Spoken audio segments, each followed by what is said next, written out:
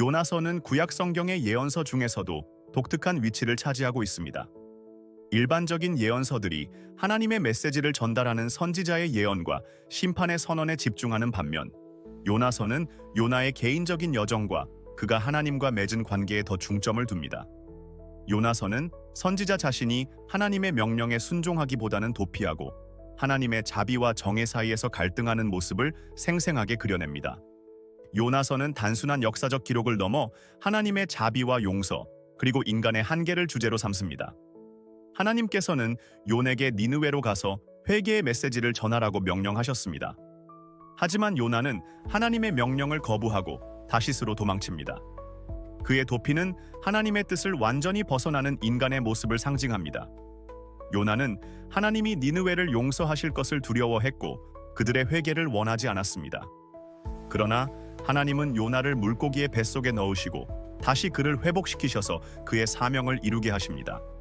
성경에서 하나님은 심판과 자비를 동시에 강조하시며 요나서에서 그분의 자비는 특히 두드러집니다. 니느웨 사람들은 이스라엘의 원수였고 그들의 죄악은 하나님 앞에 컸습니다. 하지만 그들이 회개할 때 하나님은 그들을 용서하셨습니다. 이 사건은 하나님의 자비가 얼마나 크고 모든 민족을 향해 있다는 것을 보여줍니다. 이는 요나뿐만 아니라 이스라엘 백성에게도 중요한 교훈이었을 것입니다.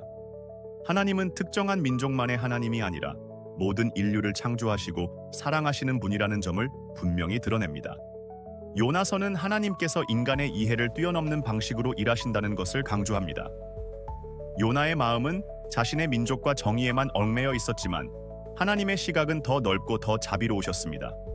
이 교훈은 모든 시대를 통해 우리가 하나님의 뜻을 온전히 이해할 수 없음을 상기시켜 줍니다. 하나님의 자비는 인간의 한계를 넘어 모든 민족, 모든 사람들에게 열려 있습니다. 요나가 활동한 시대는 북이스라엘 왕국의 중반기로 여로보암 2세의 통치 시기와 맞물립니다.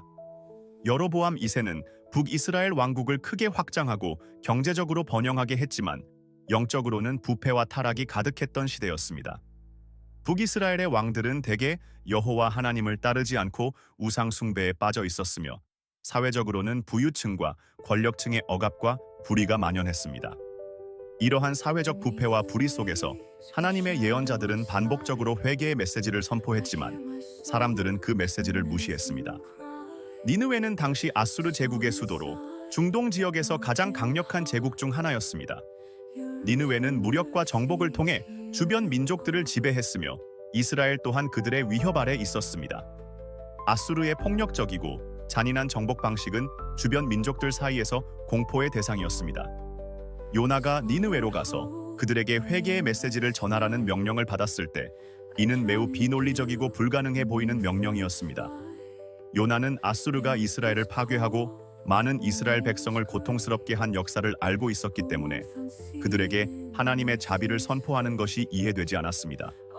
그러나 요나서에서 보여지듯이 하나님께서는 강력한 제국조차도 그분의 통제하에 있으며 그들이 회개할 때 자비를 베푸실 준비가 되어 있음을 드러냅니다. 요나의 이야기는 니느웨의 회개를 통해 하나님께서 이스라엘뿐만 아니라 모든 민족을 향해 구원의 메시지를 전하신다는 점을 강조합니다. 아수르 제국의 무자비함에도 불구하고 하나님은 그들 역시 회개할 수 있는 기회를 주셨습니다. 이는 하나님의 자비가 인간의 한계를 넘어선다는 강력한 메시지입니다. 또한 요나의 사역이 아수르 제국의 다른 예언자들, 예를 들어 호세아나 아모스와 같은 이스라엘 내 예언자들의 메시지와 대조를 이룹니다. 호세아와 아모스는 이스라엘 백성에게 회개를 촉구하며 심판을 예고했지만 요나는 이방인들에게 회개를 촉구하며 하나님의 자비가 그들에게도 임할 수 있음을 증언했습니다. 이 시대적 배경을 통해 요나서는 하나님께서 특정 민족에 국한되지 않고 온 인류를 향한 구원의 계획을 가지고 계신다는 사실을 보여줍니다. 요나는 성경 속에서 매우 독특한 인물로 그려집니다. 그는 전형적인 예언자들과는 달리 하나님께 순종하지 않고 도망치는 인물로 등장합니다. 그는 하나님의 뜻을 이해하지 못했고 자신의 감정과 정의감에 사로잡혀 하나님의 명령을 피하려 했습니다. 요나는 하나님의 부르심에 불순종하고 자신의 도피를 통해 그분의 뜻을 회피하려 했습니다. 그러나 하나님은 그를 물고기의 뱃속으로 던져 회개의 기회를 주셨고 결국 그의 사명을 완수하게 만드셨습니다.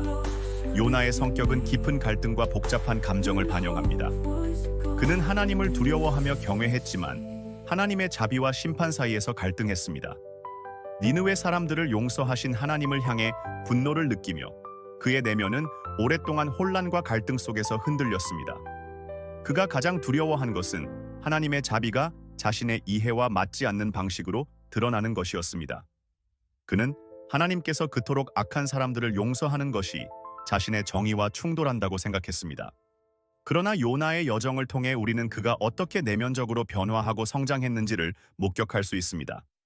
물고기 뱃속에서의 경험은 그에게 회개의 기회를 주었고 니느웨에서의 사역은 그가 하나님의 자비를 직접 목격하게 했습니다.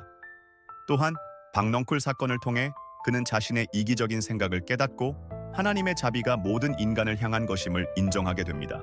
요나는 하나님과의 끊임없는 대화를 통해 자신의 한계를 깨닫고 하나님께서 행하시는 일들을 온전히 신뢰하게 되는 여정을 겪었습니다.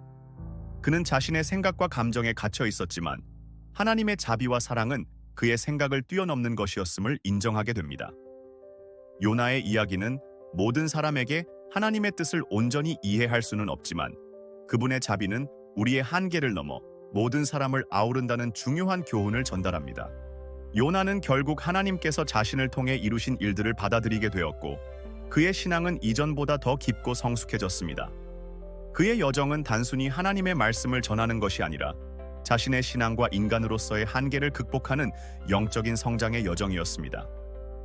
요나의 이야기는 우리에게 하나님 앞에서 겸손함과 순종의 중요성을 가르치며 우리가 이해하지 못하는 상황에서도 그분의 뜻을 따르는 신뢰의 중요성을 일깨워 줍니다.